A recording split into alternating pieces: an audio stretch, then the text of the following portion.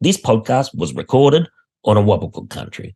And just a heads up, this episode contains the voice of a deceased First Nations person.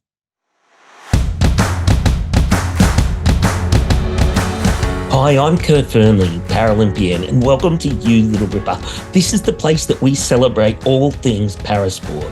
Now, this has been a challenging time for the Paralympic world. We have lost two of our greats. Tracy Freeman, who was a two-time Paralympian, a six-time gold medalist in the sport of athletics. And we also lost the first Paralympian who competed in 1960, Uncle Kevin Coombs. Now, Uncle Kevin had a huge impact on so many Paralympians around this country. While he was developing the sport, while he was unable to vote, while he was unable to get an Australian passport, he was laying the foundations on what it is to be a Paralympian. He laid those foundations in such a generous and kind way. He is truly one of the greatest Australians that I have ever met, and I just feel grateful that I was able to have him in our lives. I was lucky enough to catch up with Uncle Kevin and get him on the Tiny Island podcast. I loved being able to share part of his story, and you're going to love Kevin too. Here are a few words. We had the first Australian Championships here in 1960. They had state teams from South Australia, New South, and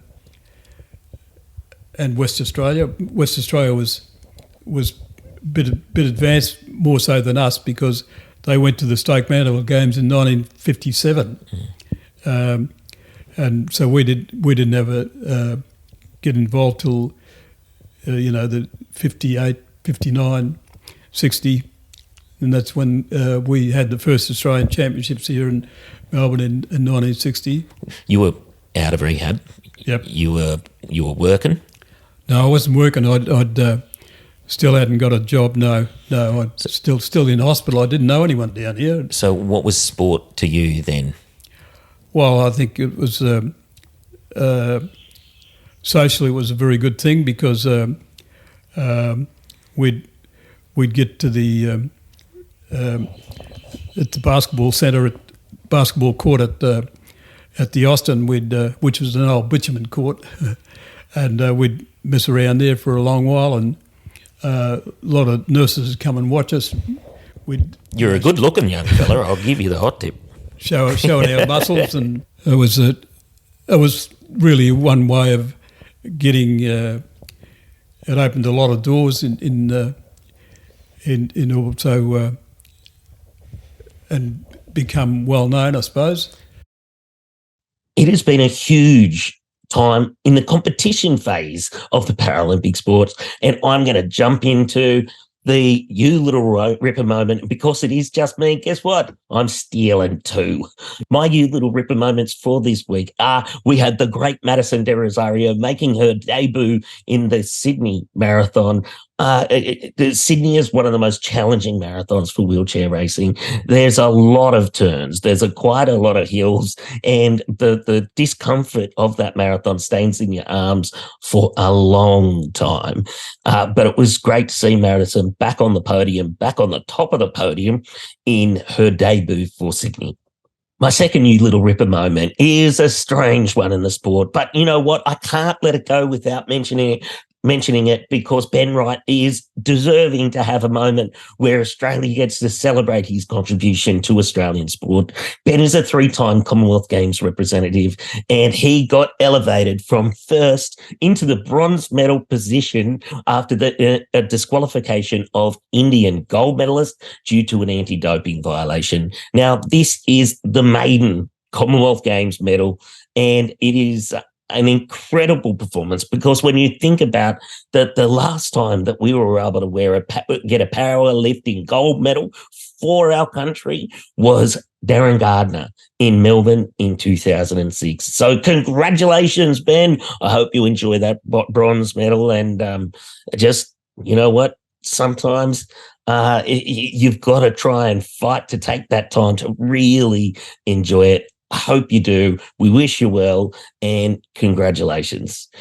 It's also been a big time in sport in general. We had Lauren You Little Ripper Parker win to get You know what? I don't even know whether I need to say win every time I see Lauren Parker's name pop up. She is now a 4-time world championship in paratriathlon, and it's her 8th world championship title.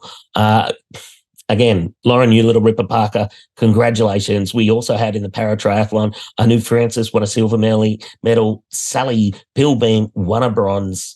And there has also been the IWBF Women's Under-25 Wheelchair Basketball World Championships on in Thailand. The Devils finished in 9th with the win over South Africa. We're going to get it straight into everybody's favourite part of the show. It's where we get to talk to the athletes that are shining the line at this very moment. And today we get to speak to the wonderful Paige Greco. Paige, welcome to You Little Ripper. Hey, thanks for having me. How are you? It's been a long time since we caught up. How are you doing? I'm good. Back into training. This year's been very busy with competitions and just getting back from World Championships. So this part of the year is good because I don't have the rest of the year, nothing international coming up. So I can just train. I've got some big competitions coming up next year. But I'm getting back into it, really enjoying getting back into training. You just casually mentioned a World Championship, so which pulled home bronze medal? Yes, I got bronze medal in the individual pursuit and the road race. Congratulations. But I understand it's been also, it was a tough start to the year. I think there were points within that start of 2023 that you may have been thinking it was time to leave the sport. Yeah, at the start of the year, and I think still processing the crash. I had a crash in Italy. It was the World Cup. Yeah, and I was in the time trial. I don't remember what happened. I'd crashed at the start of the race. I got up, got back on the bike, and then I think apparently it was 500 meters before the finish line. I ran into a wall. I think, as athletes, you talk about being in the zone. I think maybe I just potentially wasn't looking up. We don't know. I woke up on the floor. I had my coach, a few of the physios and the paramedics. It was really scary. I had concussion. I don't know how long I was out for, but it was really scary. Like crashing is part of the sport and you hear about these horrible crashes, but it was really scary just going through it and being in a hospital for 4 days. So had really great support on the team and my brother was studying in London, so I was really grateful he came over and stayed with me. Was not expecting that start to the year. So I'm really proud of myself. I got back on the bike and raced. I think it's still very daunting because I still had a bit of fear. Definitely not the year I imagined, but I'm getting through it and I'm really grateful. I've got a lot of support around me. Have you been able to get rid of that fear? I had an incredible crash midway through my career. Head first into an oncoming car and broke everything. I think I broke everything in the front of me when I hit the car, and everything that was all my legs that I landed on when I bounced off as well. And it does take a while to remove that caution. Have you? Is it gone now? To be honest, it's not fully gone. I'm getting there, and I'm working with a psychologist, and my coach is really supportive and the team's supportive. So it's just trying to get back to, I think, enjoying it, enjoying getting back on the bike and training, which that was one thing that I really kind of struggled with because, I had stitches in my mouth. I'd lost one tooth and broke my nose. So I was just kind of getting over that. Yeah, it happened, but you can also get back to enjoying bikes. How important is that outside voice, that ability to be able to engage with a sports psych when, like when you're kind of internally struggling to find that pathway back to this part of your life that requires so much from you? For me, talking about it really helps. And I think that has also been really beneficial in like processing it because I've really come to realize, like as an elite athlete, your physical health's really important, but then your mental health is also so important for just every day and racing and that. So yeah, really lucky I have that support, but also just understanding how I feel and why I feel these things. And I'd never had a concussion before, so just understanding how long, like the journey and how it's very different for everyone, and the emotional aspect of it and how that can affect training and daily life and how it kind of communicate. So I think for me, processing what happened, but also understanding all that side of it's also been really interesting and I think beneficial. So now getting back into training, getting used to understanding why I feel how I feel. What is it that you love about the sport? I love competing and I love trying to win. You know, every time you go to a race, you always try and get the best out of yourself.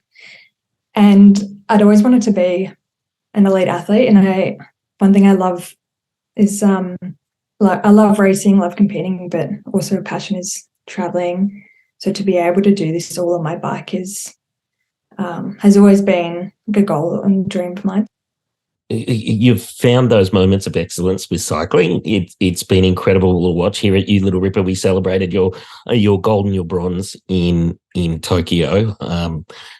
We're now 12 months out from Paris. Yeah, if you go out and I know what it takes to train every day to kind of pursue this thing. What are your hopes for the Paralympic Games next year? Yes, I've got big goals. I'd love to try and defend my title in the IP and do the best that I can on the road. I think at the end of the day, we've got these really big goals, which is really awesome. It really kind of getting back on the bike and then remembering why I do it and what I want to achieve's been important. But we've also got small little goals on the way, and we've got a few competitions early next year, so we can trial new things and kind of refocus. So then hopefully get to Paris and it all comes together. But also just bringing it back and focusing on my strengths and my weaknesses and what I can take from Tokyo to take that experience and then bring that into Paris. Any chance you can take us back to Tokyo? That gold medal, it was celebrated around the country. It was, the whole country was kind of engaging with the Paralympic movement like never before. Can you bring us back to the emotions attached to that or the memories attached to that moment?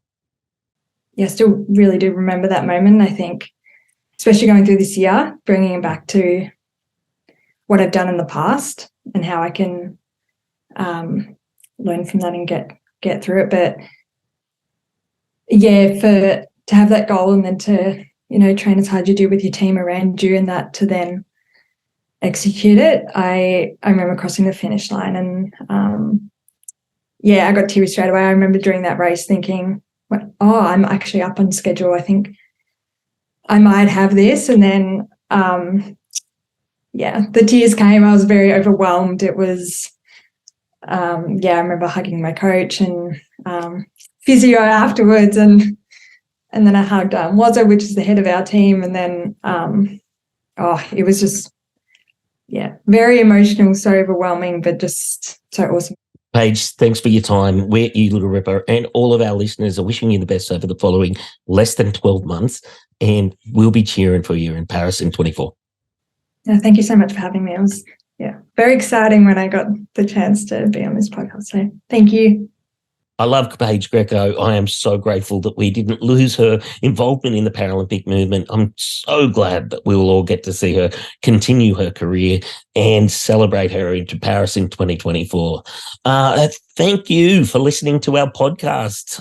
Even if it is solo, we're going to have another guest on here as well as a guest host in the coming weeks. It's going to be a big final quarter of 2023, and then we're going to be in Paralympic year, and the news will keep coming here at You Little Ripper. I also want to thank Toyota for supporting this episode, and what a feeling! Thanks, Toyota.